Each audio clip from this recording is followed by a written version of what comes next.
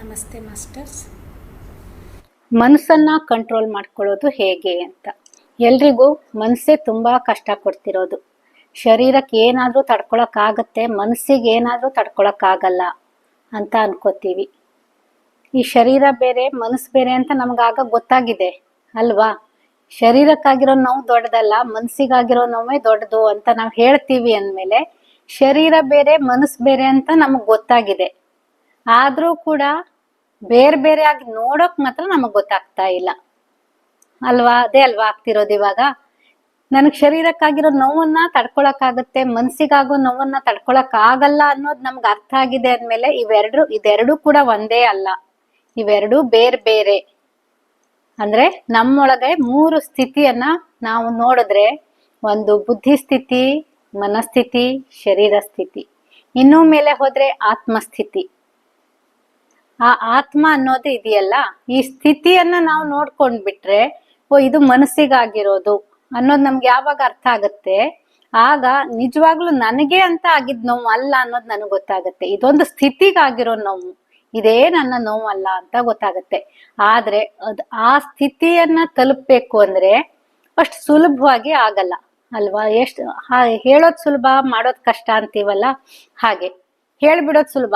ಶರೀರ ಬೇರೆನೆ, ಮನ್ಸು ಬೇರೆನೆ, ಆತ್ಮ ಬೇರೆನೆ ಅಂತ ನಾವು ಹೇಳೋದ್ ಸುಲಭ ಅದು. ಆದ್ರೆ ಅದನ್ನೇ ನಾವು ಹಾಗೇನೆ ಫಾಲೋ ಮಾಡ್ಬೇಕಂದಾಗ ತುಂಬಾ ಕಷ್ಟ ಆಗತ್ತೆ. ನನ್ ಮನ್ಸೇ ಬೇರೆ, ಶರೀರನೇ ಬೇರೆ, ಆತ್ಮನೇ ಬೇರೆ. ಆತ್ಮ ಅಂದ್ರೆ ಯಾವಾಗ್ಲೂ ಸ್ಥಿರವಾಗಿರೋದು, ಇದೆಲ್ಲ ಬಿಟ್ಟು ಹೋಗುತ್ತೆ. ಅದಕ್ಕಾಗಿ ಇದಕ್ಕೇನಾದ್ರೂ ಆದ್ರೆ ಅದ್ರ ಬಗ್ಗೆ ನಾವು ಅಷ್ಟೊಂದು ಚಿಂತೆ ಮಾಡ್ಬೇಕಾಗಿಲ್ಲ ಅಂತೆಲ್ಲ ಎಲ್ಲ ಓದೋಕೆ ಸುಲಭ, ಕೇಳೋಕೆ ಈಸಿ ಅನ್ಸುತ್ತೆ, ಹೌದಲ್ವಾ. ಇದೆಲ್ಲ ನಾವೇನ್ ತಗೊಂಡ್ ಹೋಗೋದಲ್ಲ, ಬಿಡ್ಬೇಕು ಅಂತ ಅನ್ಸ್ಬೋದು ಬಹುಶಃ. ಆದ್ರೆ ಬಿಡಕ್ಕಾಗಲ್ಲ. ಯಾಕೆಂದ್ರೆ ನಮ್ಗೆ ನಾನು ಅಂದಾಗ ಈ ಶರೀರನೂ ನಂದೆ, ಮನಸ್ಸು ನಂದೆ, ಬುದ್ಧಿನೂ ನಂದೆ, ಉಸಿರು ನಂದೆ, ಎಲ್ಲದೂ ನಂದೆ. ಇದೆಲ್ಲ ಇರೋದಕ್ಕೆ ಈ ಆತ್ಮ ಇರೋದಲ್ವಾ ಅಂತ ನಮ್ಮೊಳಗಡೆ ಕ್ವಶನ್ ಬರುತ್ತೆ. ಆದ್ರೆ ಇದನ್ನ ಬಿಟ್ಟು ಇನ್ನೂ ಅನೇಕ ರೀತಿಯಲ್ಲಿ ನಾವು ಪ್ರಾಕ್ಟೀಸ್ ಮಾಡ್ಬೋದು ಮನಸ್ಸನ್ನ ಕಂಟ್ರೋಲ್ ಮಾಡ್ಕೊಳ್ಳೋಕೆ. ಮನಸ್ಸಲ್ಲಿ ಬೇರೆ ಬೇರೆದ್ ಬರುತ್ತೆ, ಒಳ್ಳೇದು ಬರುತ್ತೆ, ಕೆಟ್ಟದ್ದು ಬರುತ್ತೆ. ಒಳ್ಳೇದ್ ಬರೋಕ್ಕಿಂತ ಕೆಟ್ಟದ್ ಬರೋದೇ ಜಾಸ್ತಿ. ಇನ್ನು ಧ್ಯಾನಕ್ ಕೂತ್ರಂತೂ ಎಲ್ಲಾದು ಬರ್ತಾ ಇರತ್ತೆ, ಒಳ್ಳೇದ ಕೆಟ್ಟದ್ದ ಏನೂ ಗೊತ್ತಾಗಲ್ಲ. ಆ ಟೈಮಲ್ಲಿ ಅನ್ಸುತ್ತೆ, ಈ ಒಳ್ಳೇದು ಬರೋದ್ ಬೇಡಾಗಿತ್ತು, ಈಗ ನಾನ್ ಧ್ಯಾನಕ್ ಕೂತಿದೀನಿ, ಈ ಒಳ್ಳೇದು ಇವಾಗ ನನಗ್ ಬೇಕಾಗಿಲ್ಲ ಅಂತ ಅನ್ಸ್ಬಿಡುತ್ತೆ ಎಷ್ಟೋ ಸಲಿ.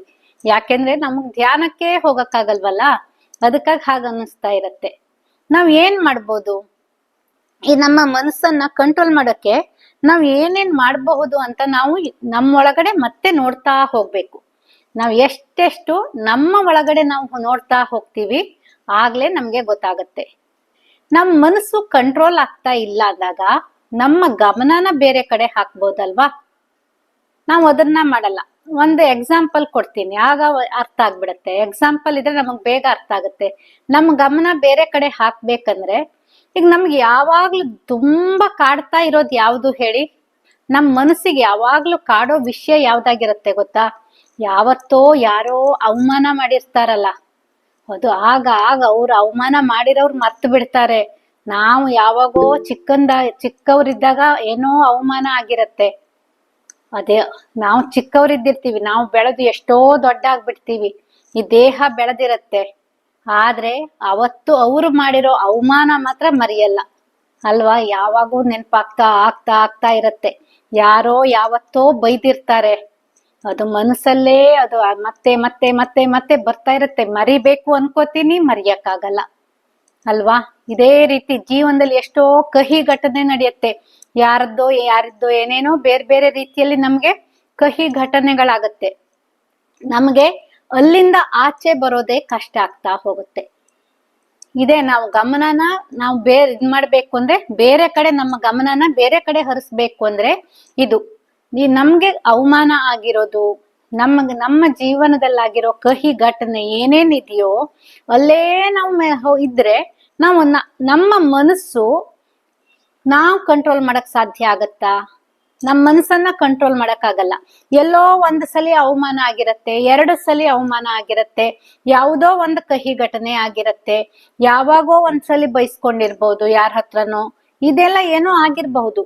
ಅದ್ರ ಹೊರತಾಗಿ ಎಷ್ಟೊಂದು ಜೀವನದಲ್ಲಿ ಒಳ್ಳೇದು ಆಗಿದ್ಯಲ್ಲ, ಎಷ್ಟೊಂದು ಜೀವನದಲ್ಲಿ ಒಳ್ಳೇದಾಗಿದೆ. ನಾವ್ ಇದೆರಡನ್ನು ತೂಕ ಮಾಡಿದ್ರೆ ನಮ್ ಜೀವನದಲ್ಲಿ ಒಳ್ಳೇದಾಗಿರೋದೇ ಜಾಸ್ತಿ ಇರುತ್ತೆ, ಕೆಟ್ಟದ್ದಾಗಿದ್ ಕಡಿಮೆ ಇರುತ್ತೆ. ನಾವೇನ್ ಮಾಡ್ತೀವಿ, ನಮ್ ಮನ್ಸು ಯಾವಾಗ್ಲೂ ನನಗಾಗಿರೋದಲ್ವಾ ಅವಮಾನ, ನಿಮ್ಗೆಲ್ ಗೊತ್ತಾಗತ್ತೆ ಅವ್ರು ಹೇಗ್ ಹೇಳಿದ್ರು ಅವತ್ತಿನ ಮಾತನ್ನ, ಎಷ್ಟು ಜನರ ಎದುರುಗಡೆ ಹೇಳಿದ್ರು, ನನ್ಗೆಷ್ಟು ಇನ್ಸಲ್ಟ್ ಆಯ್ತು ಅವಾಗ ಅಂತ ಅನ್ಕೋತೀವಿ. ಅಲ್ಲಿ ನಮ್ಗೆ ಅಲ್ಲಿರೋದೇನೋ ಆ ಅಹಂಕಾರ ಇದ್ದೀಯಲ್ಲ ನಮ್ ಒಳಗಡೆ, ಅದು ನಮ್ಮನ್ನ ಮತ್ತೆ ಮತ್ತೆ ಅಲ್ಲೇ ಕರ್ಕೊಂಡು ಹೋಗುತ್ತೆ. ನಮ್ಮ ರಜೋಗುಣ, ಇನ್ನೂ ಹೇಳ್ಬೇಕಂದ್ರೆ ಇನ್ನು ಗುಣಕ್ಕೆ ಹೋಗೇ ಹೇಳ್ಬೇಕು ಅಂತಂದ್ರೆ, ನಮ್ಮ ರಜೋಗುಣ ಇದೆಯಲ್ಲ, ನಮ್ಮ ರಜೋಗುಣ ಎಳ್ಕೊಂಡ್ ಹೋಗಿ ಹೋಗಿ ಮತ್ತೆ ಮತ್ತೆ ನೀನ್ ಇದನ್ನೇ ನೆನಪು ಮಾಡ್ಕೋ, ಇಲ್ಲೇ ಇರು ಅಂತ ಅಲ್ಲೇ ಕೂರ್ಸ್ಬಿಡತ್ತೆ. ಇಲ್ಲಿಂದ ಮೇಲ್ ಬರೋಕೆ ನಮ್ಮ ಜೀವನದಲ್ಲಿ ಆಗಿರೋ ಒಳ್ಳೇದನ್ನ ನೋಡೋಕೆ ಬಿಡಲ್ಲ. ನಮ್ ಜೀವನದಲ್ಲಿ ಎಷ್ಟೊಂದು ಒಳ್ಳೇದಾಗಿದೆ, ನಾವು ಯಾವಾಗ್ಲೂ ಆಗಿರೋ ಕೆಟ್ಟದ್ರಲ್ಲೇ ನಮ್ ಗಮನನ ಇಟ್ಕೋಬಾರ್ದು. ಎಲ್ಲೋ ಆಗಿರೋ ಒಂದು ಅವಮಾನ, ಎಲ್ಲೋ ಆಗಿರೋ ಒಂದು ಕಹಿ ಘಟನೆ, ಯಾರೋ ಯಾವಾಗೋ ಏನೋ ಹೇಳಿರೋ ಒಂದು ಮಾತು, ಅದು ಏನು ಸಹಜವಾದ ಮಾತು, ನಮ್ಮ ಅವತ್ತಿನ ನಮ್ಮ ಮನಸ್ಥಿತಿ ಹೇಗಿದೆ ಅನ್ನೋದ್ರ ಮೇಲೆ ಒಬ್ಬನ ಮಾತನ್ನ ನಾವು ತಗೋತೀವಿ. ನಮ್ಗೆ ಯಾರೋ ಒಬ್ರು ನಮ್ಗೆ ಇಷ್ಟ ಆಗಿದ್ದಾರೆ ಅಂತಂದ್ರೆ ಅವ್ರು ಏನ್ ಹೇಳಿದ್ರು ಓಕೆ ನಮ್ಗೆ.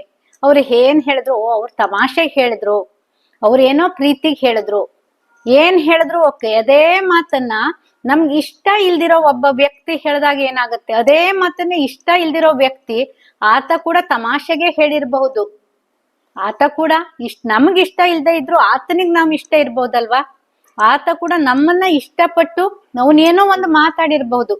ಆದ್ರೆ ನಾವು ತಗೊಳ್ಳೋದು ನಮಗಾತ ಇಷ್ಟ ಇರಲ್ವಲ್ಲ, ಅದು ನಮ್ಮ ಮನಸ್ಥಿತಿ ಅಲ್ವಾ, ನನಗಿಷ್ಟ ಇಲ್ಲ, ಅದಕ್ಕೋಸ್ಕರ ಅವನ್ ಹೇಳಿರೋದನ್ನ ನಾನು ಅವಮಾನ ಅನ್ಕೋತೀನಿ, ನನಗ್ ಬೈದ ಅನ್ಕೋತೀನಿ, ಇನ್ನೇನೇನೋ ಮಾಡ್ದ ಅಂತ ನಾವ್ ಅಂದ್ಕೋತೀವಿ. ನಾವು ಯೋಚಿಸುವ ರೀತಿಯನ್ನ ಬದಲಾಯಿಸ್ಕೋಬೇಕು. ನಾವು ಯೋಚಿಸೋ ರೀತಿಯನ್ನ ನಾವು ಬದಲಾಯಿಸ್ಕೊಂಡ್ಬಿಟ್ರೆ, ಈಗ ಏನೋ ಒಂದು ಹೇಳದನ್ನೇ ನಾವು ಅಲ್ಲೇ ರಿಪೀಟ್ ಮಾಡ್ತಾ ಇರೋಕ್ಕಿಂತ ಅದರ ಹೊರತಾಗಿ ನನ್ನ ಜೀವನದಲ್ಲಿ ಏನೇನು ಒಳ್ಳೇದಾಗಿದೆ ಅದ್ರ ಕಡೆ ನಾನ್ ಹೆಚ್ಚು ಹೋಗ್ತಾ ಹೋದ್ರೆ ನಮ್ಮ ಮನಸ್ಸು ಈ ಆಲೋಚನೆ ಮಾಡ್ತಾ ಇರತ್ತಲ್ಲ, ಅದನ್ನ ಕಡಿಮೆ ಮಾಡುತ್ತೆ. ನಮ್ಗೆ ಹೆಚ್ಚು ನಾವು ಆಲೋಚಿಸೋದು ಯಾವಾಗ್ಲೂ ಏನಾಗಿರುತ್ತೆ, ಭೂತದ ಕುರಿತು ಆಲೋಚನೆ, ಭವಿಷ್ಯದ ಕುರಿತಾದ ಭಯ. ಇವೆರಡನ್ನೂ ಒಟ್ಟುಗೂಡಿಸಿ ನಮ್ಮ ಮನಸ್ಸು ಕೆಲಸ ಮಾಡ್ತಾ ಇರುತ್ತೆ. ಇದರ ಹೊರತಾಗಿ ಬೇರೆ ಯಾವುದನ್ನು ಮಾಡಲ್ಲ. ಮನಸ್ಸು ಮಾಡೋದೇ ಇದು. ಒಂದು ಭೂತ ಕಾಲದಲ್ಲಿರುತ್ತೆ, ಇಲ್ಲ ಅಂದ್ರೆ ಭವಿಷ್ಯತ್ ಕಾಲದಲ್ಲಿರುತ್ತೆ. ಇವೆರಡನ್ನೂ ಬಿಟ್ರೆ ಮಾತ್ರ ನಾವು ಪ್ರಸ್ತುತ ಕ್ಷಣದಲ್ಲಿ ಇರ್ತೀವಿ. ನಮ್ಮ ಮನಸ್ಸು ಅದನ್ನ ಮಾಡಲ್ಲ. ನಮ್ಮ ಮನಸ್ಸು ಯಾವಾಗೂ ಮಾಡೋದು ಅದ್ರ ಕೆಲ್ಸನೇ ಅದು, ಏನಾದ್ರೂ ಒಂದು ಯೋಚನೆ ಮಾಡೋದು. ಈ ಯೋಚನೆಗಳು ಬರೋದು ಭೂತ ಭವಿಷ್ಯದಿಂದ ಅಂತ ಆಯ್ತು. ಈ ಭವಿಷ್ಯದ ಕುರಿತಾಗಿ ನಾವು ಯೋಚನೆ ಮಾಡ್ಬೋದು. ಹೇಗ್ ಮಾಡಬಹುದು, ಕಲ್ಪನೆಯನ್ನ ಮಾಡ್ಕೋತ ಹೋಗ್ಬೇಕು. ಯಾವಾಗ್ಲೂ ಭಯದಲ್ಲ, ಅಯ್ಯೋ ನನ್ಗೆ ಇವಾಗ್ಲೇ ಹೀಗಿದ್ಯಲ್ಲ, ಇನ್ನು ವಯಸ್ಸಾದ್ಮೇಲೆ ಏನಾಗತ್ತೇನೋ, ನಾನು ಓಡಾಡ್ತೀನ ಇಲ್ವಾ, ನನಗ್ ಈಗೆಲ್ಲ ಮಕ್ಳೆಲ್ಲ ಆಚೆ ಇದ್ದಾರೆ, ನನಗ್ ವಯಸ್ಸಾದ್ರೆ ನಾನು ಇಷ್ಟು ವಯಸ್ಸಾದ್ರು, ನನ್ನ ಅತ್ತೆ ಮಾವನ್ ನಾನ್ ನೋಡ್ಕೊಂಡೆ, ನನ್ ಮಕ್ಳೆಲ್ಲ ಆಚೆ ಕಡೆ ಇದ್ದಾರೆ. ಈಗ ಎಲ್ರಿಗೂ ಬರ್ತಾ ಇರೋದು ಇತ್ತೀಚಿನ ದಿನಗಳಲ್ಲಿ ಇದೇ ಆಲೋಚನೆ ಅಲ್ವಾ. ಮಕ್ಳು ಯಾರು ಜೊತೆ ಇರಲ್ಲ, ಎಲ್ಲ ಕೆಲಸ ಅದು ಇದು ಅಂತ ಅವ್ರವ್ರ ಇದ್ರಲ್ಲಿ ಅವರು ಆಚೆ ಕಡೆ ಇರ್ತಾರೆ. ಆಗ ಇಲ್ಲಿ ಬರೋ ಆಲೋಚನೆ ಎಲ್ರಿಗೂ ಇದೆ, ನಾನೇನು ನಮ್ಮ ಅತ್ತೆ ಮಾವನ್ ನೋಡ್ಕೊಂಡೆ ಅಂತ ನನ್ ಮಗ ಸೊಸೆ ನನ್ ನೋಡ್ಕೋತಾರ, ನಮ್ ಮಕ್ಳು ನಮ್ಮನ್ ನೋಡ್ಕೋತಾರ, ನನ್ ಮುಂದಿನ ಭವಿಷ್ಯ ಹೇಗೋ ಏನೋ.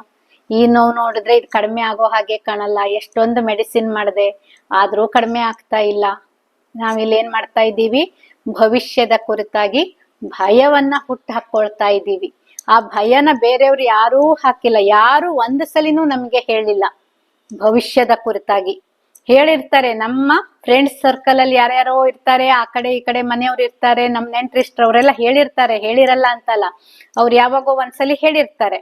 ನಾವು ಅದನ್ನೇ ನನ್ನ ವಯಸ್ಸಾದ್ಮೇಲೆ ನನಗೆ ಏನೇನ್ ಆಗ್ಬೇಕು ಅನ್ನೋದನ್ನ ಇವತ್ತು ಮನಸ್ಸಿನ ಮೂಲಕ ಕ್ರಿಯೇಟ್ ಮಾಡ್ಕೊಳ್ಳೋಕೆ ಶುರು ಮಾಡ್ಬಿಟ್ಟೆ.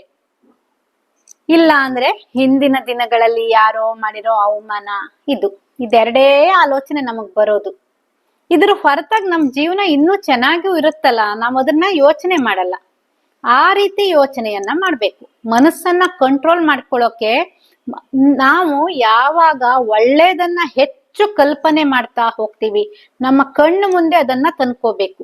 ನಾನು ವಯಸ್ಸಾಗಿರ್ಬಹುದು, ಶರೀರಕ್ಕೆ ಎಷ್ಟೇ ವಯಸ್ಸಾಗಿರ್ಬಹುದು, ನನಗೆ ಇವತ್ತು ಯಾವುದೋ ನೋವು ಇರಬಹುದು, ಯಾವುದೋ ಅನಾರೋಗ್ಯ ಇರಬಹುದು, ಇದೇನು ಶಾಶ್ವತ ಅಲ್ಲ ಅಲ್ವಾ? ನಾವು ಇದನ್ನ ಕಲ್ಪನೆ ಮಾಡ್ಕೋಬೇಕು. ನನಗೆ ಇವತ್ತು ಬಂದಿರೋ ಯಾವುದೋ ಅನಾರೋಗ್ಯ ಶಾಶ್ವತ ಅಲ್ಲ, ಇದರಿಂದ ನಾನು ಆಚೆ ಬರ್ತೀನಿ. ನನಗೆ ಶರೀರಕ್ಕೆ ವಯಸ್ಸಾದ್ರೆ ಏನಂತೆ, ನಾನು ಆರೋಗ್ಯವಾಗಿ ಇರ್ತೀನಿ, ನಾನು ಕೊನೆ ಕ್ಷಣದವರೆಗೂ ಕೂಡ ಸಂತೋಷವಾಗಿರ್ತೀನಿ ಎನ್ನೋದನ್ನ ನಾವು ಕಲ್ಪನೆ ಮಾಡ್ಕೊಳ್ತಾ ಹೋದ್ರೆ ನಮ್ಮ ಆಲೋಚನೆಗಳು ಕಡಿಮೆ ಆಗ್ತಾ ಹೋಗುತ್ತೆ. ಯಾವಾಗೂ ನಾವು ನೋಡ್ಬೇಕಾಗಿರೋದು ಒಳ್ಳೇದು. ಇದೆಲ್ಲ ಹೇಳೋದ್ ಸುಲಭ, ಮಾಡೋದ್ ಕಷ್ಟ ಆಗತ್ತೆ. ಆಲೋಚನೆ ಬರೋದನ್ನ ಮನಸ್ಸಿನಲ್ಲಿ ನನ್ನ ಒಳಗಡೆ ಇರೋ ಭಯನ ಹೋಗ್ಸೋದು ಅಷ್ಟು ಸುಲಭ ಅಲ್ಲ ಅಂತ ನಮಗ್ ಮತ್ತೆ ಕ್ವಶನ್ ಬರುತ್ತೆ. ಹೇಳ್ತಾ ಇದ್ದ ಹಾಗೇನೆ ಹೌದು ಹೌದು ಮುಂದಿನ ಭವಿಷ್ಯನ ಚೆನ್ನಾಗಿ ನೋಡ್ತಾ ಹೋಗ್ಬೇಕು ಅಂತ ಒಂದು ಮನಸ್ಸು ಹೇಳ್ತಾ ಇದ್ರೆ ಇನ್ನೊಂದು ಮನಸ್ಸು ಹೇಳ್ತಾ ಇರುತ್ತೆ, ಇದೆಲ್ಲ ಹೇಳೋಕೆ ಕೇಳೋಕೆ ಅಷ್ಟೇ ಚಂದ, ಅದನ್ನ ಅನುಸರಿಸೋದ್ ಕಷ್ಟ ಅಂತ ಒಂದು ಮನಸ್ಸು. ಇನ್ನೊಂದು ಮನಸ್ಸು ಅದನ್ನ ಕೂಡ ಹೇಳ್ತಾ ಇರುತ್ತೆ. ಈ ಕಿವಿ ಕೇಳ್ತಾ ಇದ್ರೆ ಈ ಕಡೆ ಮನಸ್ಸು ಅದನ್ನ ಹೇಳ್ತಾನೆ ಇರುತ್ತೆ. ಆಗ ಮತ್ತೆ ಈಗ ನಮ್ಗೆ ಅದನ್ನ ಕಲ್ಪನೆ ಮಾಡ್ಕೊಳ್ಳೋದ್ ಕಷ್ಟ ಆಯ್ತು ಅಂತಾದಾಗ ನಮ್ಮ ನಂಬಿಕೆ ವ್ಯವಸ್ಥೆನೆ ಬದಲಾಯಿಸ್ಕೋಬೇಕು. ನಮ್ಗೆ ನಾವು ಒಳ್ಳೆ ದಾರಿಲಿ ಹೋಗ್ಬೇಕು, ನಾನು ಆನಂದವಾಗಿ ಇರ್ಬೇಕು ಅಂತ ಆದ್ರೆ ನಮ್ಗೆ ಎಲ್ಲದಕ್ಕೂ ಅದೆಲ್ಲದನ್ನ ನಾನು ಆನಂದವಾಗಿ ಇರ್ಬೇಕು, ನಾನು ಸಂತೋಷವಾಗಿ ಜೀವನ ನಡೆಸ್ಬೇಕು ಅನ್ನೋದು ಒಂದನ್ನ ನಾನು ಸ್ಥಿರವಾಗಿ ಹಿಡ್ಕೊಬಿಟ್ಟೆ, ಗಟ್ಟಿಯಾಗಿ ನಾನು ಅದನ್ನ ಹಿಡ್ಕೊಂಡೆ ಅಂದ್ರೆ ನಮ್ಮನ್ನ ನಾವು ಬದಲಾಯಿಸ್ಕೊಳಕ್ಕೆ ಒಂದಾದ್ಮೇಲೆ ಒಂದು ನಾನ್ ನಿನಗ್ ಹೆಲ್ಪ್ ಮಾಡ್ತೀನಿ ಅಂತ ಬರ್ತಾನೆ ಇರ್ತಾರೆ. ನನಗೆ ಈ ಶರೀರ ಬೇರೆ, ಮನಸ್ಸು ಬೇರೆ, ಬುದ್ಧಿ ಬೇರೆ, ಆತ್ಮ ಬೇರೆ ಅಂತ ಅರ್ಥ ಮಾಡ್ಕೊಳ್ಳೋದ್ ಕಷ್ಟ ಆಯ್ತು, ನನಗೆ ಅಲ್ಲಿ ಹೋಗೋಕೆ ಕಷ್ಟ ಆಯ್ತು ಅಂತಾದಾಗ ನಮ್ಗೆ ಏನಾಗುತ್ತೆ, ನಮ್ಮ ಗಮನವನ್ನ ಬೇರೆ ಕಡೆ ಹಾಕೋಕೆ ನಮ್ಮ ಇನ್ನೊಬ್ರು ಬಂದು ಹೆಲ್ಪ್ ಮಾಡ್ತಾರೆ. ಒಬ್ರು ಹೆಲ್ಪ್ ಸಾಕಾಗಿಲ್ಲ, ಅವ್ರ ಹೆಲ್ಪ್ ನಮಗ್ ಬೇಕಾಗಿಲ್ಲ ಅಂತಾದ್ರೆ ಇನ್ನೊಬ್ರು ಬರ್ತಾರೆ. ಇಲ್ಲ, ಇವ್ರ ಹೆಲ್ಪ್ ಅನ್ನು ತಗೊಳಕ್ ಆಗಿಲ್ಲ ನನಗೆ ನನ್ನ ಮನಸ್ಸನ್ನ ಬೇರೆ ಕಡೆ ನನ್ನ ಮನಸ್ಸನ್ನ ಈ ಕೆಟ್ಟದ್ರ ಕಡೆನೇ ಇಟ್ಕೊಂಡಿರ್ತೀನಿ, ಒಳ್ಳೇದ್ರ ಕಡೆ ಹೋಗೋಕ್ ಆಗ್ತಾ ಇಲ್ಲ, ನನ್ನ ಜೀವನದಲ್ಲಿ ಆಗಿರೋ ಒಳ್ಳೇದನ್ನ ನೋಡೋಕ್ಕಿಂತ ನನಗೆ ಕೆಟ್ಟದ್ದನ್ನೇ ಹೆಚ್ಚಿಗೆ ನೋಡೋ ಅಭ್ಯಾಸ ಆಗ್ಬಿಟ್ಟಿದೆ ಅಂತಾದಾಗ ಇನ್ನೊಬ್ರು ಬರ್ತಾರೆ. ಅವರೇ ಕಲ್ಪನೆ. ಜೀವನವನ್ನ ಕಲ್ಪಿಸ್ಕೊಳ್ತಾ ಹೋಗೋದು. ಯಾವ ರೀತಿಯಾಗಿ? ಕೆಟ್ಟದಾಗಲ್ಲ. ಈಗ ನಮ್ಮ ಮನ್ಸಲ್ಲಿ ನಾವು ಕೆಟ್ಟದಾಗಿ ಕಲ್ಪನೆ ಮಾಡ್ಕೊಳ್ತಾ ಇದ್ದೀವಿ ನೋಡು, ವಯಸ್ಸಾದ್ಮೇಲೆ ಹಾಗಾಗತ್ತೆ, ಹೀಗಾಗತ್ತೆ, ನಾಳೆ ದಿವಸ ಹೀಗಾಗ್ಬಿಡತ್ತೆ, ಹೀಗಾಗಿದೆ, ಅದಕ್ಕೆ ಹೀಗಾಗತ್ತೆ ಅನ್ನೋದು ಇದು ಕೂಡ ನಮ್ಮ ಕಲ್ಪನೆನೆ. ಇದು ಕೂಡ ಕಲ್ಪನೆನೆ. ಮುಂದಿನ ಜೀವನದ ಕುರಿತಾಗಿ ನಾವು ಇವತ್ತು ಕಲ್ಪಿಸಿಕೊಳ್ತಾ ಇರೋದು. ಇದನ್ನೇ ಸಕಾರಾತ್ಮಕವಾಗಿ ಕಲ್ಪಿಸ್ಕೊಳ್ಳೋದು. ಜೀವನ ಚೆನ್ನಾಗಿದೆ, ನಾವು ಸಂತೋಷವಾಗಿರ್ತೀವಿ, ಆರೋಗ್ಯವಾಗಿರ್ತೀವಿ, ನಮ್ಮ ಸುತ್ತ ಎಲ್ರು ನಮ್ಮನ್ನ ಪ್ರೀತಿಸೋರು ಇರ್ತಾರೆ, ಜೀವನದ ಕೊನೆ ಕ್ಷಣದಲ್ಲಿ ಕೂಡ ನಮ್ಮನ್ನ ಪ್ರೀತಿಸುವವರೇ ನಮ್ಮ ಸುತ್ತ ಇರ್ತಾರೆ ಅನ್ನೋದನ್ನ ನಾವು ಬಲವಾಗಿ ನಂಬ್ತಾ ಹೋಗ್ಬೇಕು. ಈ ರೀತಿಯ ಕಲ್ಪನೆಯನ್ನ ಮಾಡ್ಬೇಕು. ಈ ಕಲ್ಪನೆಯನ್ನು ಮಾಡ್ಕೊಳ್ಳೋದು ಕಷ್ಟ ಆಗ್ತಾ ಇದೆ ಅನ್ಕೊಳ್ಳೋಣ. ಇಲ್ಲಪ್ಪ, ನನಗೆ 3ನೇ ವ್ಯಕ್ತಿ ಸಹಾಯ ಕೂಡ ಕಷ್ಟ ಆಗ್ತಾ ಇದೆ ಅಂತಾದ್ರೆ 4ನೇ ವ್ಯಕ್ತಿನ ಹೆಲ್ಪ್ ತಗೊಳ್ಳೋಣ ಅಲ್ವಾ? 3 ಜನರನ್ನು ಬಿಟ್ಟು ಹಾಕಿದ್ರು 4ನೇವನಾದ್ರೂ ಹೆಲ್ಪ್ ಮಾಡ್ಬೋದು, 5ನೇವನಾದ್ರೂ ಹೆಲ್ಪ್ ಮಾಡ್ಬೋದು ಅಲ್ವಾ? ಯಾರು? ಅವನು ನಮ್ಮ ನಂಬಿಕೆ. ನಮ್ಮ ನಂಬಿಕೆಯನ್ನ ನಾವು ಬದಲಾಯಿಸ್ಕೋಬೇಕು. ಯಾವ ನಂಬಿಕೆ? ನಾನು ಯಾವಾಗ್ಲೂ ನನಗೆ ಅನಾರೋಗ್ಯದಲ್ಲೇ ಇರ್ತೀನಿ, ಯಾರಿಗೋ ಏನೋ ಆಗಿದೆ ಲೈಫಲ್ಲಿ, ಯಾರೋ ಒಬ್ರು ವಯಸ್ಸಾದ್ಮೇಲೆ ಯಾರು ಇಲ್ಲ, ಅವ್ರ ಮಕ್ಳು ಯಾರು ಅವ್ರ ಹತ್ರ ಇರ್ಲಿಲ್ಲ, ಅವರು ಆ ಇದ್ರಲ್ಲೇ ಸತ್ ಹೋದ್ರು ಅಂತ ಇಟ್ಕೊಳ್ಳೋಣ. ಇಲ್ಲ, ಅವ್ರು ವಯಸ್ಸಾಗ್ತಾ ವಯಸ್ಸಾಯ್ತು, ಮಕ್ಳೆಲ್ಲ ಆಚೆ ಹೋಗ್ಬೇಕಿತ್ತು, ಅದಕ್ಕೆ ಅವರನ್ನ ವೃದ್ಧಾಶ್ರಮಕ್ಕೆ ಸೇರಿಸ್ಬಿಟ್ರು. ಇದೆಲ್ಲ ನಮ್ಮ ಕಣ್ಣಾರೆ ನಾವು ಯಾರನ್ನೋ ನೋಡಿರ್ತೀವಿ. ಆಗ ನಾವ್ ಏನ್ ಮಾಡ್ಬೇಕು? ನಮಗೂ ಅದೇ ಆಗತ್ತೆ ಅನ್ನೋ ನಂಬಿಕೆಯಲ್ಲಿ ಇರಬಾರ್ದು. ನಮ್ ನಂಬಿಕೆಯನ್ನ ಬದಲಾಯಿಸ್ಕೋಬೇಕು. ಯಾವ ರೀತಿಯಾಗಿ ಬದಲಾಯಿಸ್ಕೋಬೇಕು? ಇಲ್ಲಿ ಮತ್ತೆ ಸಕಾರಾತ್ಮಕವಾಗಿ ಆ ನಂಬಿಕೆಯನ್ನ, ಬೇಡದಿರೋ ಆ ಕೆಟ್ಟ ನಂಬಿಕೆಯನ್ನ ಬಿಟ್ಟು ನಮ್ಮ ನಂಬಿಕೆ ಯಾವಾಗ್ಲೂ ಅಷ್ಟೇ ನಮ್ಮನ್ನ ಉದ್ಧರಿಸೋ ಹಾಗಿರ್ಬೇಕು. ನಮ್ಮ ಆಲೋಚನೆಗಳು, ನಮ್ಮಿಂದ ಹೊರಗಡೆ ಒಂದು ಆಲೋಚನೆ ಹೋಗ್ತಾ ಇದೆ ಅಂದ್ರೆ ಅದು ನಮ್ಮ ಉದ್ಧರಿಸೋ ಆಲೋಚನೆ. ನಮ್ಮ ಮಾತು ನಮ್ಮನ್ನ ಉದ್ಧರಿಸೋ ಆಲೋಚನೆ. ನಾವು ಮಾಡೋ ಕೆಲಸ ನಮ್ಮನ್ನ ಉದ್ಧರಿಸೋ ಕೆಲಸ ಆಗಿರ್ಬೇಕು. ಇದು ಸ್ವಾರ್ಥ ಆಗಿರಲ್ಲ, ನಾನು ಹೇಳ್ತೀನಿ ನಮ್ಮನ್ನ ಉದ್ಧರಿಸೋದು ಅಂತ ಹೇಳದ್ನಲ್ಲ, ಇದು ಹೇಗ್ ಸ್ವಾರ್ಥ ಆಗಲ್ಲ ಅನ್ನೋದನ್ನು ಇವತ್ತು ಹೇಳ್ತೀನಿ. ಅದು ಇವತ್ತಿನ ಟಾಪಿಕ್ ರಿಲೇಟೆಡ್ ಆಗಿರಲ್ಲ, ಆದ್ರೂನು ಮತ್ತೆ ಕೆಲವರಿಗೆ ಬರುತ್ತೆ, ಅಯ್ಯೋ ನಾನ್ ಹಾಗಿದ್ರೆ ಯಾವಾಗ್ಲೂ ಸ್ವಾರ್ಥದಲ್ಲೇ ಇರ್ಬೇಕಾ, ಎಲ್ಲದನ್ನು ನನ್ನನ್ನೇ ನಾನು ಉದ್ಧರಿಸ್ಕೊಳ್ಳೋ ಹಾಗೆ ಇರ್ಬೇಕಾ ಅಂತ ಕೆಲವ್ರಿಗೆ ಡೌಟ್ ಬರ್ಬೋದು. ಅದಕ್ಕೋಸ್ಕರ ನಮ್ಮ ನಂಬಿಕೆಗಳು ಯಾವಾಗ್ಲೂ ಅಷ್ಟೇ, ಮೊದ್ಲು ನಮ್ಮನ್ನ ನಾವು ಉದ್ಧರಿಸ್ಕೋಬೇಕು. ಯಾವಾಗೂ ಏನ್ ಮಾಡ್ತೀವಿ, ಬೇರೆಯವ್ರನ್ನ ಉದ್ಧರ್ಸಕ್ ಹೋಗ್ತೀವಿ, ನಾವು ಹಾಳಾಗ್ತಿರ್ತೀವಿ, ನಮಗೆ ನಾವು ಹಾಳಾಗ್ತಿರೋದು ಏನೂ ಗೊತ್ತಾಗ್ತಾ ಇಲ್ಲ. ಯಾರನ್ನೋ ಉದ್ಧರ್ಸಕ್ ಹೋಗ್ತೀವಿ, ನಾವು ಹಾಳಾಗಿರ್ತೀವಿ, ಅವ್ರನ್ನೂ ಉದ್ಧಾರ ಮಾಡಲ್ಲ. ಯಾವಾಗ್ಲೂ ಅಷ್ಟೇ, ಯಾವ್ದಾದ್ರೂ ಒಂದು ನನ್ನಿಂದ ನಾನು ಆರಂಭಿಸಿದ್ರೆ ಮಾತ್ರ ನಾನು ಇನ್ನೊಬ್ರಿಗೆ ಮಾಡೋಕ್ ಸಾಧ್ಯ. ನಮ್ ಆಧ್ಯಾತ್ಮ ಇದೇ ಹೇಳೋದು, ನಿನ್ನನ್ನ ನೀನು ಉದ್ಧರಿಸ್ಕೊಂಡಾಗ ಮಾತ್ರ ನೀನ್ ಬೇರೆಯವ್ರನ್ನ ಉದ್ಧರಿಸೋಕಾಗತ್ತೆ ಅಂತ.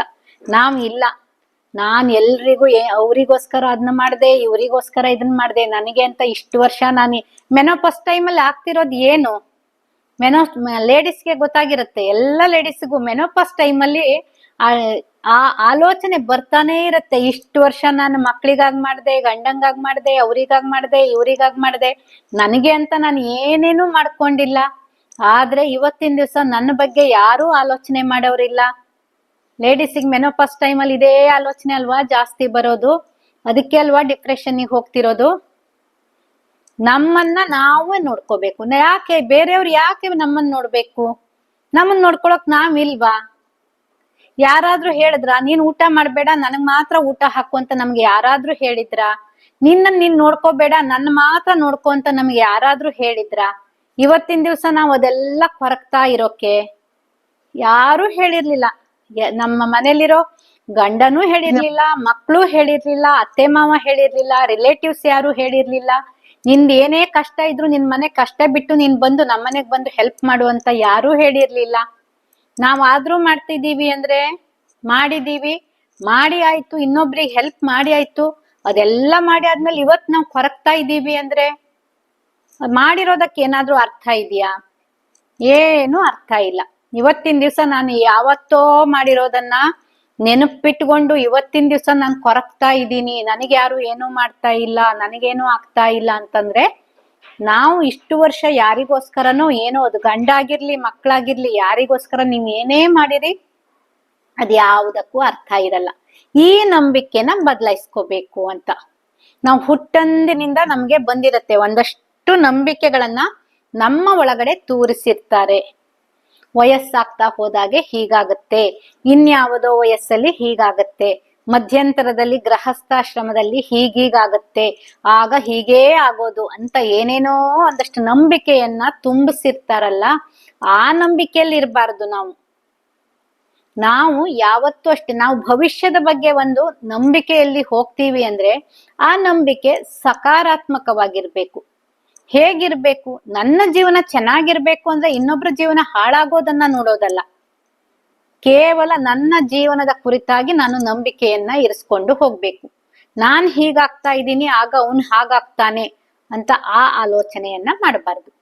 ನಮ್ಮ ನಂಬಿಕೆ ವ್ಯವಸ್ಥೆಯನ್ನ ಬದಲಾಯಿಸ್ಕೊಳ್ಳೋದು ಅಂದ್ರೆ ನಾವು ಚಿಕ್ಕಂದಿನಿಂದ ಕೇಳಿ ಯಾವುದೋ ಒಂದು ನಮ್ಮ ಜೀವನ ಹೀಗೆ ಆಗೋದು ಅಂತ ಕೇಳ್ಕೊಂಡ್ ಬರ್ತೀವಲ್ಲ, ಅಂತಹ ನಂಬಿಕೆಯನ್ನ ಬಿಟ್ಟು ಬಿಡ್ಬೇಕು.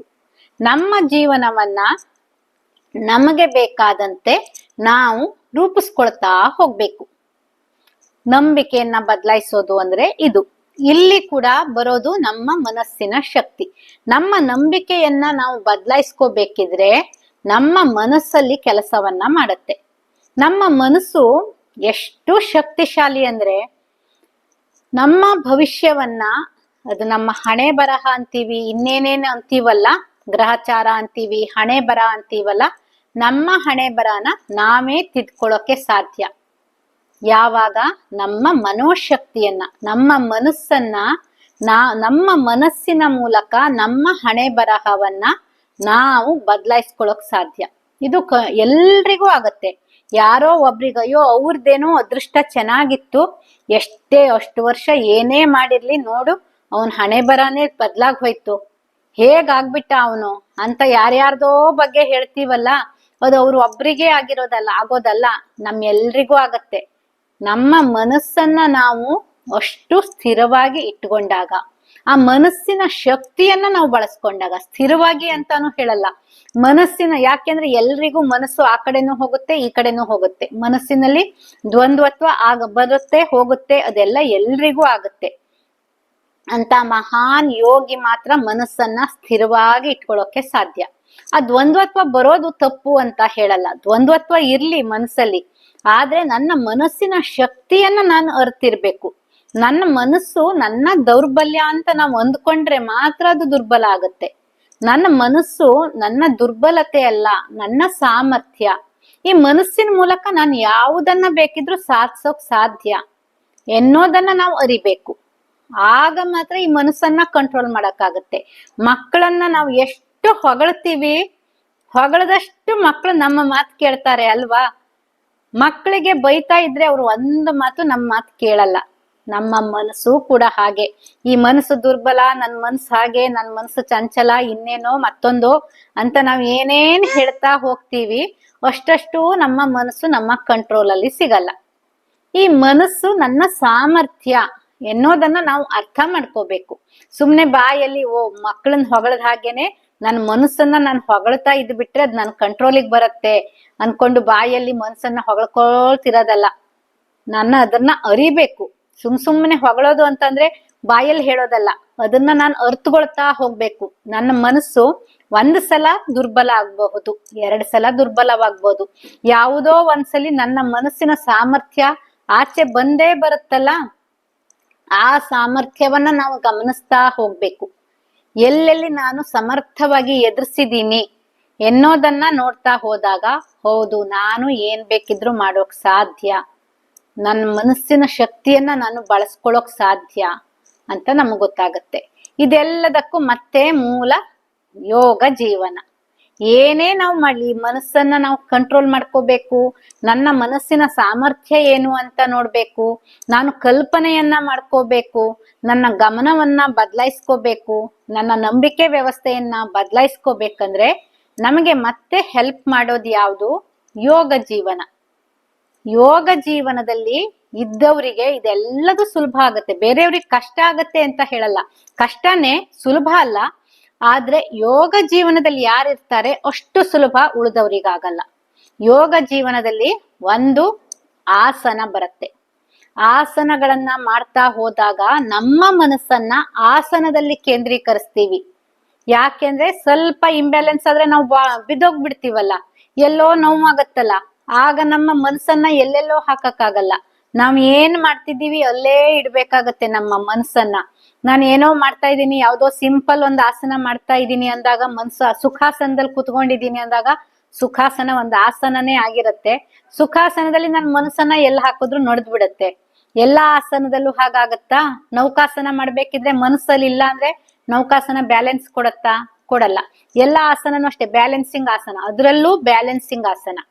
ಬ್ಯಾಲೆನ್ಸಿಂಗ್ ಆಸನಗಳನ್ನ ನಾವು ಮಾಡ್ತಾ ಹೋದಾಗ ನಮ್ಮ ಮನಸ್ಸು ಸ್ಥಿರವಾಗ್ತಾ ಹೋಗುತ್ತೆ. ನಮ್ಮ ಮನಸ್ಸು ಆ ಕಡೆ ಈ ಕಡೆ ಎಲ್ಲೂ ಹೋಗಲ್ಲ. ಬ್ಯಾಲೆನ್ಸಿಂಗ್ ಆಸನಗಳು ನಮಗೆ ಆ ಒಂದು ಸಹಾಯವನ್ನ ಮಾಡುತ್ತೆ, ನಮ್ಮ ಮನಸ್ಸನ್ನ ನಾವು ಕಂಟ್ರೋಲ್ ಮಾಡ್ಕೊಳ್ಳೋಕೆ. ಪ್ರಾಣಾಯಾಮ ಕೂಡ ನಮ್ಮ ಮನಸ್ಸನ್ನ ನಾವು ಹಿಡಿತದಲ್ಲಿಟ್ಕೊಳ್ಳೋಕೆ ಸಹಾಯ ಮಾಡುತ್ತೆ. ಪ್ರಾಣಾಯಾಮ ಅಂದ್ರೆ ಏನು? ನಮ್ಮ ಪ್ರಾಣ ಶಕ್ತಿ, ನಮ್ಮ ಪ್ರಾಣ ಚೈತನ್ಯವನ್ನ ನಮ್ಮ ಸಂಪೂರ್ಣ ಶರೀರದಲ್ಲಿ ವಿಸ್ತರಿಸ್ತಾ ಹೋಗ್ತೀವಿ. ಈ ಶರೀರದಲ್ಲಿ ಸಂಪೂರ್ಣ ಶರೀರ ಅಂತ ಬಂದಾಗ ಶರೀರದ ಪ್ರತಿ ಕಣದಲ್ಲೂ ಮನಸ್ಸಿದೆ, ಶರೀರದ ಪ್ರತಿ ಕಣದಲ್ಲೂ ಭಾವನೆ ಇದೆ. ಭಾವನೆ ಮತ್ತು ಮನಸ್ಸು ಇಲ್ದಿರೋ ನಮ್ಮ ಶರೀರದ ಯಾವುದೇ ಕಣ ಕೂಡ ಇಲ್ಲ. ಎಲ್ಲ ಕಡೆ ನಮ್ಮ ಮನಸ್ಸು ಮತ್ತು ಭಾವನೆ ಇದೆ. ನಮ್ಗೆ ಎಲ್ಲಿ ಏನು ಒಂದ್ಸಲ ಹೀಗ್ ಮಾಡಿದ್ರೆ ಸಾಕು ಫೀಲ್ ಆಗತ್ತೆ ನೋಡಿ, ಒಂದು ನೋವಾಗತ್ತೆ, ಏನೋ ಒಂದಾಗತ್ತಲ್ಲ, ಅಲ್ಲಿ ಎಲ್ಲ ಮನಸ್ಸು ಮತ್ತು ಭಾವನೆಗಳು ಇದ್ದಿರತ್ತೆ. ಆಗ ನಾವು ಪ್ರಾಣಾಯಾಮವನ್ನು ಮಾಡ್ತಾ ಹೋದಾಗ ನಮ್ಮ ಪ್ರಾಣ ಚೈತನ್ಯವನ್ನ ಸಂಪೂರ್ಣ ಶರೀರದಲ್ಲಿ ವಿಸ್ತರಿಸ್ತಾ ಹೋಗ್ತೀವಿ. ಆಗ ಕೂಡ ನಮ್ಮ ಗಮನ ಕೇಂದ್ರೀಕೃತವಾಗಿರುತ್ತೆ.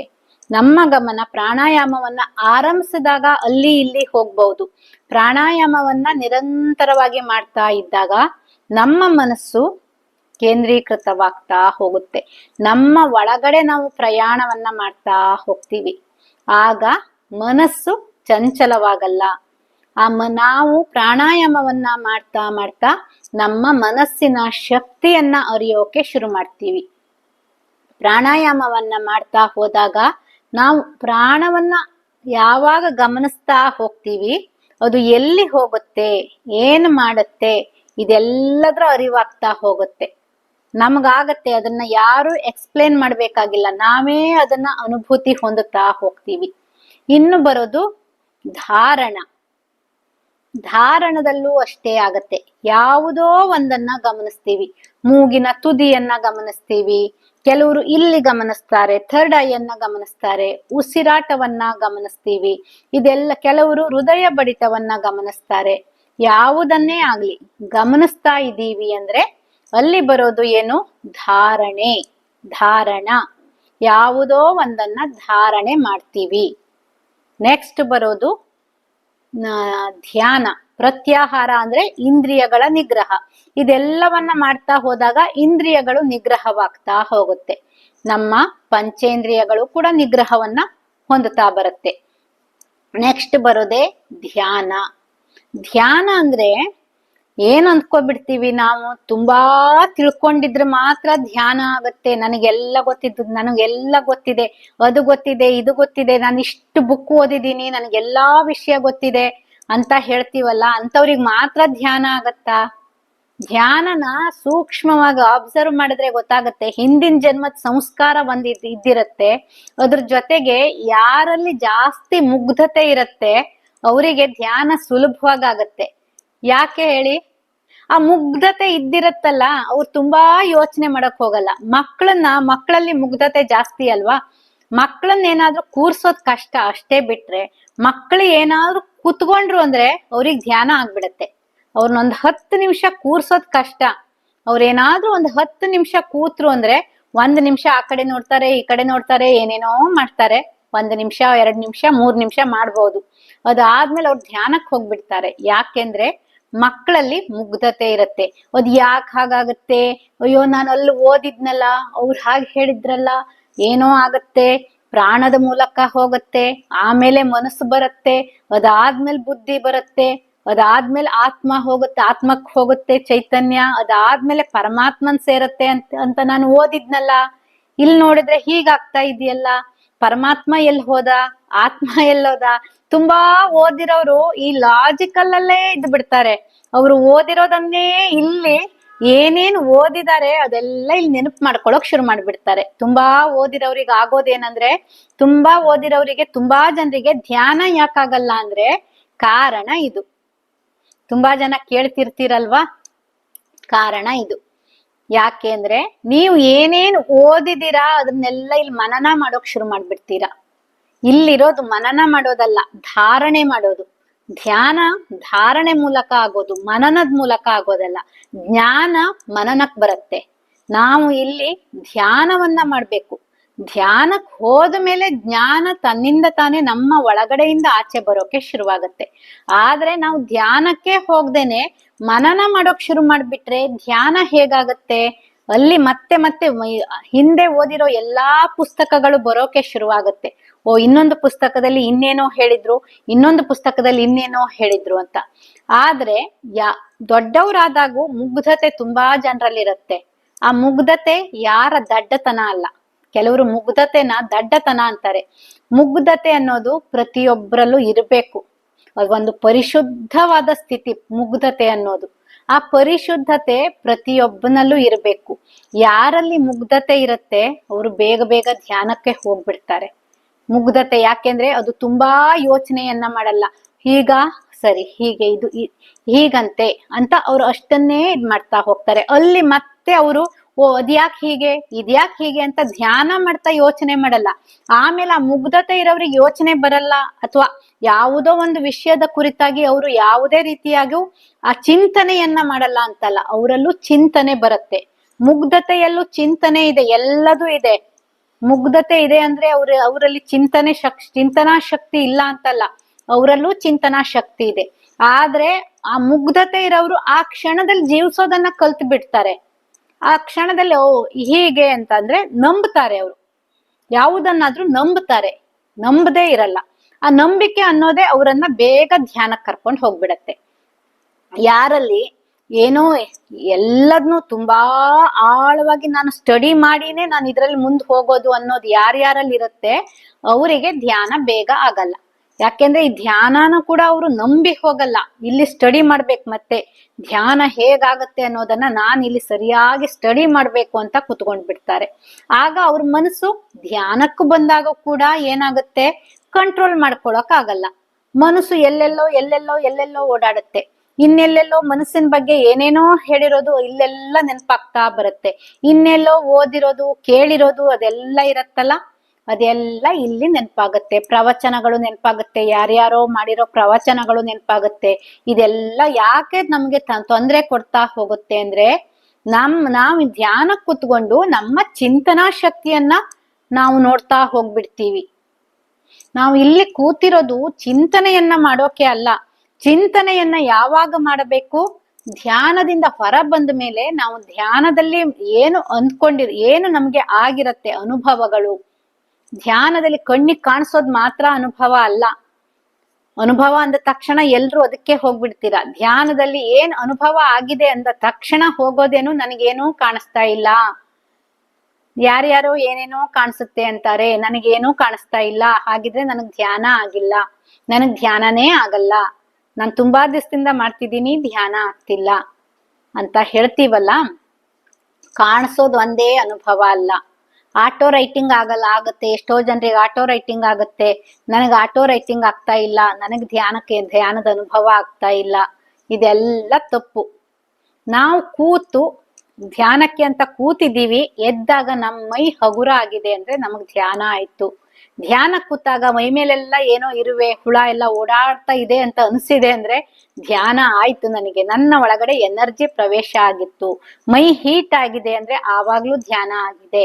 ಮೈಯಲ್ಲಿ ತಣ್ಣಕ್ಕಾಗ್ತಾ ಇತ್ತು, ಏನೋ ತುಂಬಾ ಬೇಸಿಗೆಗಾಲದಲ್ಲಿ ಕೂಡ ನನಗೆ ತಂಪಾಗ್ತಾ ಇತ್ತು, ಆಗ್ಲೂ ಧ್ಯಾನ ಆಗ್ತಾ ಇತ್ತು. ಚಳಿಗಾಲ ನನಗೆ ಮೈಯೆಲ್ಲ ಸ್ವೆಟ್ ಆದಾಗೆ ಆಯ್ತು, ಅದು ಧ್ಯಾನ ಆಯ್ತು.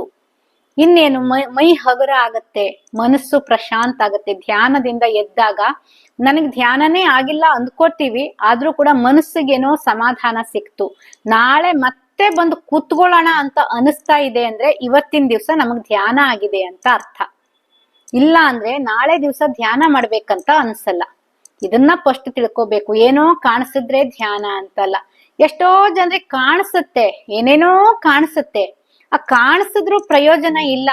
ಏನ್ ಕಾಣಿಸಿದೆ ಅದರಿಂದ ಏನಾದ್ರೂ ನಾವು ಜ್ಞಾನ ಹೊಂದಿದ್ವಾ ಅದು ಪ್ರಯೋಜನ. ಕಾಣಿಸೋದಕ್ಕೆ ಅದೇ ಇದು.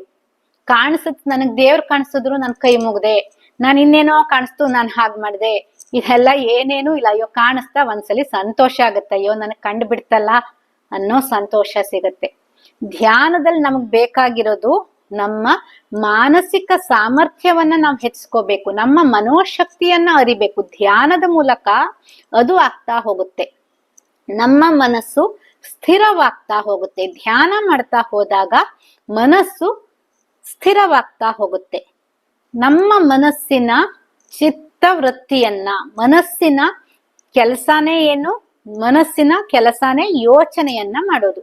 ಈ ಯೋಚನೆಯನ್ನ ನಿಯಂತ್ರಿಸೋಕೆ ನಮಗೆ ಧ್ಯಾನ ಸಹಾಯ ಮಾಡುತ್ತೆ, ಯೋಗ ಸಹಾಯ ಮಾಡುತ್ತೆ. ಯೋಗ ಅಂದ್ರೆ ಆಸನ ಅಷ್ಟೇ ಅಲ್ಲ, ಎಲ್ಲದೂ ನಾನು ಇಷ್ಟರ ಒಳಗಡೆ ಹೇಳಿರೋದು. ಇದೆಲ್ಲವೂ ಸೇರಿದಾಗ ಯೋಗ ಆಗುತ್ತೆ. ನಮಗೆ ಯೋಗ ಚಿತ್ತವೃತ್ತಿಯನ್ನ ನಿಯಂತ್ರಿಸಿಕೊಳ್ಳೋಕೆ ಸಹಾಯ ಮಾಡುತ್ತೆ. ಪತಂಜಲಿ ಮಹರ್ಷಿ ಇದನ್ನೇ ಅಲ್ವಾ ಹೇಳಿರೋದು. ನಮಗೆ ಯೋಗ ಜೀವನದಿಂದ ಇದೆಲ್ಲ ಸಿಗುತ್ತೆ. ನಮ್ಗೆ ನಮ್ಮ ಮನಸ್ಸನ್ನ ನಾನು ಸ್ಥಿರವಾಗಿಟ್ಕೋಬೇಕು, ನನ್ನ ಮನಸ್ಸನ್ನ ನಾನು ಕಂಟ್ರೋಲ್ ಮಾಡ್ಬೇಕು ಎನ್ನೋದು ಯಾವಾಗ ನನ್ನ ಒಳಗಡೆಯಿಂದ ಬರುತ್ತೆ, ಆಗ ಮಾತ್ರ ನಾವು ಇದ್ರಲ್ಲಿ ಯಾವುದೋ ಒಂದನ್ನ ಆಯ್ಕೆ ಮಾಡ್ಕೋತೀವಿ. ಯಾವುದೋ ಒಂದು, ಅದು ಯಾವುದೇ ಆಗಿರ್ಲಿ, ಆಗ ಆ ಮಾರ್ಗದ ಮೂಲಕ ಹೋಗ್ತೀವಿ. ಒಬ್ರು ನಂಬಿಕೆ ಬದಲಾಯಿಸ್ಕೋಬಹುದು, ಒಬ್ರು ಕಲ್ಪನೆಯನ್ನ ಮಾಡ್ತಾ ಹೋಗ್ಬಹುದು, ಒಬ್ಬೊಬ್ರು ಒಂದೊಂದು ದಾರಿಯ ಮೂಲಕ ನಮ್ಮನ್ನ ನಾವು ಬದಲಾಯಿಸ್ಕೊಳ್ಳೋಕೆ ಸಾಧ್ಯ. ಪ್ರತಿಯೊಬ್ಬರಿಗೂ ಕೂಡ ಯಾರೋ ಒಬ್ರಿಗೆ ಮಾತ್ರ ಮನ್ಸನ್ನ ಕಂಟ್ರೋಲ್ ಮಾಡಕ್ಕಾಗತ್ತೆ, ಉಳಿದವರಿಗೆ ಆಗಲ್ಲ ಅಂತ ಇಲ್ಲ. ಪ್ರತಿಯೊಬ್ಬರಿಗೂ ಕೂಡ ತನ್ನ ಮನಸ್ಸನ್ನ ತಾನು ಕಂಟ್ರೋಲ್ ಮಾಡ್ಕೊಳ್ಳುವಂತಹ ಶಕ್ತಿ ಇದೆ. ಅವರವರ ಮನಸ್ಸಿಗೆ ಇದೆ, ಅದು ಬೇರೆ ಎಲ್ಲೂ ಇಲ್ಲ. ತನ್ನನ್ನ ತಾನು ನಿಗ್ರಹಿಸಿಕೊಳ್ಳುವ ಸಾಮರ್ಥ್ಯ ಪ್ರತಿಯೊಬ್ಬನಿಗೂ ಇದೆ. ಆದ್ರೆ ಎಲ್ಲದೂ ಇದೆ. ನಾನು ಆವತ್ತಿನ ಕ್ಲಾಸಲ್ಲಿ ಹೇಳಿರೋ ಹಾಗೆ ಎಲ್ಲದೂ ನಮ್ಮ ಒಳಗಡೆ ತುಂಬಿಸಿ ಕಳಿಸ್ಬಿಟ್ಟಿದ್ದಾರೆ. ನಿನಗೆ ಏನೇನ್ ಬೇಕು ನೀನ್ ಅದನ್ನ ತೆಕ್ಕೋಬೇಕು. ಯಾರ್ಯಾರು ತನಗೆ ಏನ್ ಬೇಕು ಅದನ್ನ, ಒಳ್ಳೇದೂ ಇದೆ ಕೆಟ್ಟದ್ದೂ ಇದೆ, ಎಲ್ಲದೂ ಇದೆ. ನೀನು ಒಳ್ಳೇದ್ ಬೇಕಿದ್ರೆ ಒಳ್ಳೇದ್ ತೆಕ್ಕೊಳ್ತೀಯ, ಕೆಟ್ಟದ್ ಬೇಕಿದ್ರೆ ಕೆಟ್ಟದ್ ತೆಕ್ಕೋತೀಯ. ಒಳ್ಳೆ ಆಲೋಚನೆನೂ ಒಳಗಡೆ ಇದೆ, ಕೆಟ್ಟ ಆಲೋಚನೆನೂ ಒಳಗಡೆ ಇದೆ. ಅಮೃತನೂ ಇದೆ, ವಿಷನೂ ಇದೆ. ವಿಷ ಬೇಕಾದವರು ವಿಷ ತೆಗಿತಾರೆ, ಅಮೃತ ಬೇಕಾದವರು ಅಮೃತ ತೆಕ್ಕೋತಾರೆ. ಒಳ್ಳೇದ್ ಬೇಕಾದವರು ಒಳ್ಳೇದ್ ತೆಗಿತಾರೆ, ಕೆಟ್ಟದ್ ಬೇಕಾದವರು ಕೆಟ್ಟದ್ ತೆಕ್ಕೋತಾರೆ. ಅವ್ರವ್ರಿಗೆ ಬಿಟ್ಟಿದ್ದು. ಇಲ್ಲ ಯಾರಿಗೂ ನನಗೆ ಯಾರಿಗಾದ್ರೂ ಕೆಟ್ಟದ್ ಬೇಕು ಅಂತ ಇರತ್ತಾ? ಎಲ್ರಿಗೂ ಬೇಕಾಗಿರೋದು ಒಳ್ಳೇದೇ. ಆದ್ರೆ ಏನ್ ಮಾಡೋದು, ಕೆಟ್ಟದ್ದೇ ಬರ್ತಾ ಇದೆ ಅಂತ ಹೇಳಿದ್ರೆ ನೀವು ಕೆಟ್ಟದ್ದನ್ನೇ ಬಯಸ್ತಾ ಇದ್ದೀರಾ, ಅದಕ್ಕೆ ಕೆಟ್ಟದ್ದೇ ಬರ್ತಾ ಇದೆ ಒಳಗಡೆಯಿಂದ. ಒಳ್ಳೇದನ್ನ ನೀವು ಬಯಸಿದ್ರೆ ಮಾತ್ರ ಅದು ಆಚೆ ಬರುತ್ತೆ. ನೀವು ಯಾವುದನ್ನ ಬಯಸ್ತೀರಾ ಅದೇ ನಿಮ್ಮ ಒಳಗಡೆಯಿಂದ ಆಚೆ ಬರುತ್ತೆ. ಅದೇ ಹೊರಗಿನ ಪ್ರಪಂಚದಲ್ಲಿ ನಿಮ್ಮ ವಾಸ್ತವವಾಗ್ತಾ ಹೋಗುತ್ತೆ. ನಮ್ಮ ಆಲೋಚನೆನೇ ನಮ್ಮ ವಾಸ್ತವ. ಇದು ಕೇವಲ ಆಗ ನಾನು ಹೇಳಿದೆ ನೋಡಿ, ನಮ್ಮನ್ನ ನಾವು ಉದ್ಧರಿಸ್ಕೋಬೇಕು, ನನಗೆ ಒಳ್ಳೇದಾಗೋದು ಏನು ಅಂತ ನಾನ್ ನೋಡ್ಬೇಕು ಅಂತ ಆಗ ಹೇಳಿದೆ. ಇದು ಸ್ವಾರ್ಥ ಅಲ್ಲ ಅಂತ ಹೇಳಿದೆ. ಹೇಗೆ ಅಂದ್ರೆ, ನಮ್ಮ ಆಲೋಚನೆ ಇದೆಯಲ್ಲ ಕೇವಲ ನಮ್ಮನ್ನ ಮಾತ್ರ ಹಾಳು ಮಾಡ್ತಾ ಇಲ್ಲ. ಅದು ಅಥವಾ ಒಳ್ಳೇದಾಗ್ಲಿ ಕೆಟ್ಟದ್ದಾಗ್ಲಿ ಅದು ಕೇವಲ ನಮ್ಗೊಬ್ರಿಗೆ ಸೀಮಿತವಾಗಿಲ್ಲ. ನಮ್ಮ ಆಲೋಚನೆಗಳು ಹೊರ ಪ್ರಪಂಚವನ್ನ, ಈ ಸಮಾಜವನ್ನ ಸೃಷ್ಟಿಸ್ತಾ ಇದೆ. ನಮಗೆ ಇದ್ಯಾವುದರದ್ದು ಜ್ಞಾನ ಇಲ್ಲ, ಅದಕ್ಕೆ ನಮಗ್ ಗೊತ್ತಾಗ್ತಾ ಇಲ್ಲ.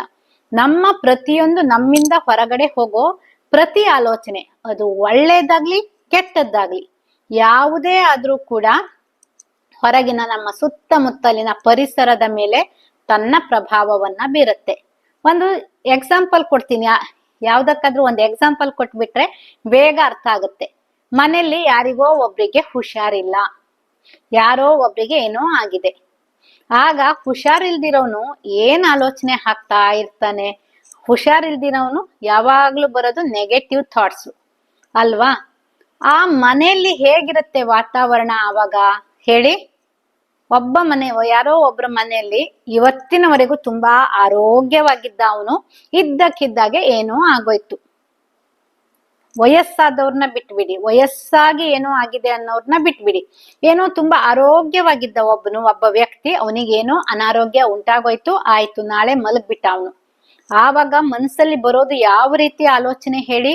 ಅವನಲ್ಲಿ ಬರೋದು ನೆಗೆಟಿವ್ ಥಾಟ್ಸು, ಮನೇಲಿರೋರಲ್ಲಿ ಬರೋದು ನೆಗೆಟಿವ್ ಥಾಟ್ಸು. ಆವಾಗ ಏನಾಗುತ್ತೆ? ಮನೆ ವಾತಾವರಣ ಬದಲಾಗತ್ತಾ ಇಲ್ವಾ? ಮನೆ ವಾತಾವರಣ ಬದಲಾಗತ್ತೆ. ಆಗ ಆ ಮನೆಯಲ್ಲಿ ನೆಗೆಟಿವ್ ಎನರ್ಜಿ ಹೆಚ್ಚಾಗತ್ತೆ. ಆಮೇಲೆ ಮನೆ ವಾಸ್ತು ಹಾಗಾಗಿದೆ ಹೀಗಾಗಿದೆ, ಮನೆಯಲ್ಲಿ ನಕಾರಾತ್ಮಕ ಶಕ್ತಿನೇ ತುಂಬಿಕೊಂಡಿದೆ ಅಂತಂದ್ರೆ ನಮ್ಮ ಆಲೋಚನೆ ಮೂಲಕ ಮಾಡೋದು. ಎಷ್ಟೇ ವಾಸ್ತು ಬದಲಾಯಿಸಿದ್ರು ನಮ್ಮ ಆಲೋಚನೆಯನ್ನ ನಾವು ಬದಲಾಯಿಸಿಲ್ಲ ಅಂದ್ರೆ ಮನೆ ವಾಸ್ತುವನ್ನ ಬದಲಾಯಿಸಿ ಏನೂ ಪ್ರಯೋಜನ ಇಲ್ಲ. ನಮ್ಮ ವಾಸ್ತವವನ್ನ ಬದಲಾಯಿಸ್ಕೊಂಡ್ರೆ ಮನೆ ವಾಸ್ತು ಬದಲಾಯಿಸ್ಕೊಳ್ಳೋದು ಏನೂ ಬೇಕಾಗಲ್ಲ. ಏನೂ ಖರ್ಚಿಲ್ದೆ ವಾಸ್ತವನ ಬದಲಾಯಿಸ್ಕೊಳಕಾಗತ್ತೆ. ಎಷ್ಟೆಷ್ಟೋ ಸಾವಿರ ಖರ್ಚು ಮಾಡಿ ವಾಸ್ತುವನ್ನ ಬದಲಾಯಿಸ್ಕೋಬೇಕಾಗತ್ತೆ ಅಲ್ವಾ? ಯಾವುದನ್ನ ಬದಲಾಯಿಸ್ಕೋಬೇಕು ಅನ್ನೋದು ಆ ಜಾಣ್ಮೆ ನಮ್ಗಿರ್ಬೇಕು. ನನ್ನ ವಾಸ್ತವನ ನಾನು ಬದಲಾಯಿಸ್ಕೊಂಡ್ರೆ ಮನೆ ವಾಸ್ತುನ ಬದಲಾಯಿಸ್ಕೊಳ್ಳೋದ್ ಬೇಕಾಗಿಲ್ಲ. ಎಷ್ಟೋ ಜನ ಮನೆನೇ ಬಿಟ್ಟು ಹೋಗ್ಬಿಡ್ತಾರೆ, ಮನೆನೇ ಸರಿ ಇಲ್ಲ ಅಂತ. ಯಾವ್ದ್ಯಾವ್ದೋ ಊರಿಗೆ ಹೋದ್ರುನು ನಮ್ಮ ಮನಸ್ಸು ಸರಿ ಇಲ್ಲ ಅಂತಾದ್ರೆ ನಾವು ಎಷ್ಟು ವಾಸ್ತು ಬದಲಾಯಿಸಿದ್ರು, ಯಾವ ಊರ್ ಬದಲಾಯಿಸಿದ್ರು ಏನಾದ್ರೂ ಪ್ರಯೋಜನ ಇದೆಯಾ? ಯಾವ ಪ್ರಯೋಜನನೂ ಇಲ್ಲ. ಅದಕ್ಕೋಸ್ಕರ ನಮ್ಮ ಮನಸ್ಸು ನಮ್ಮ ಕಂಟ್ರೋಲ್ ಅಲ್ಲಿ ಇಟ್ಕೊಳ್ಳೋದು ಕಷ್ಟ ಅಲ್ಲ, ಸುಲಭನೂ ಅಲ್ಲ. ನಮ್ಮ ಪ್ರಯತ್ನ ಎಷ್ಟಿದೆ ಅದ್ರ ಮೇಲೆ ಹೋಗುತ್ತೆ. ನಮ್ಮ ನಂಬಿಕೆ, ನಮ್ಮ ಕಲ್ಪನೆ ಇದೆಲ್ಲವೂ ಇದಕ್ಕೆ ಬಂದಿರತ್ತೆ. ನಮ್ಮ ಯೋಗ ಜೀವನ ಯಾವುದೇ ಆಯ್ಕೆ ಮಾಡ್ಕೊಂಡ್ರು ನಮ್ಮ ನಮ್ಮ ಮನಸ್ಸನ್ನ ನಾವು ಕಂಟ್ರೋಲ್ ಮಾಡ್ಕೊಳ್ಳೋಕೆ ಸಾಧ್ಯ. ಈ ಆಲೋಚನೆಯನ್ನ ನಮಗೆ ಬೇಕಾದಂತೆ ಬದಲಾಯಿಸ್ಕೊಳ್ಳೋಕೆ ಸಾಧ್ಯ. ಆಗ ನನ್ನ ಮನಸ್ಸು ನನ್ನ ಕಂಟ್ರೋಲ್ ಅಲ್ಲಿ ಇಲ್ಲ, ನಾನು ಧ್ಯಾನ ಕೂತ್ರೆ ಮನಸ್ಸು ಎಲ್ಲೋ ಹೋಗುತ್ತೆ ಅನ್ನೋದನ್ನ ಹೇಳೋದೇ ಇಲ್ಲ ನಾವು ಯಾವತ್ತು. ಯಾಕೆಂದ್ರೆ ನನ್ನ ಮನಸ್ಸು ನನ್ನ ಕಂಟ್ರೋಲ್ ಅಲ್ಲಿ ಇದೆ, ನನ್ನ ಲೈಫ್ ನನ್ನ ಕಂಟ್ರೋಲ್ ಅಲ್ಲಿ ಇದೆ, ಯಾರ್ದೋ ಕಂಟ್ರೋಲ್ ಅಲ್ಲಿ ಇಲ್ಲ. ಯಾರೋ ಆಡಿಸ್ದ ಹಾಗೆ ನಮ್ ಜೀವನ ನಡೆಯಲ್ಲ. ನನಗೆ ಹೇಗ್ ಬೇಕೋ ಹಾಗೆ ಜೀವನ ನಡೆಯುತ್ತೆ. ಅದಕ್ಕೋಸ್ಕರ ಮನಸ್ಸನ್ನ ನಮ್ಮ ಹಿಡಿತದಲ್ಲಿ ನಾವು ಇಟ್ಕೊಳ್ಬೇಕು. ನನ್ನ ಜೀವನದ ವಾಸ್ತವಕ್ಕೆ ನಾನೇ ಕಾರಣಕರ್ತ ಆಗ್ಬೇಕು, ಇನ್ಯಾರನ್ನೂ ಹೊಣೆ ಮಾಡೋದಲ್ಲ.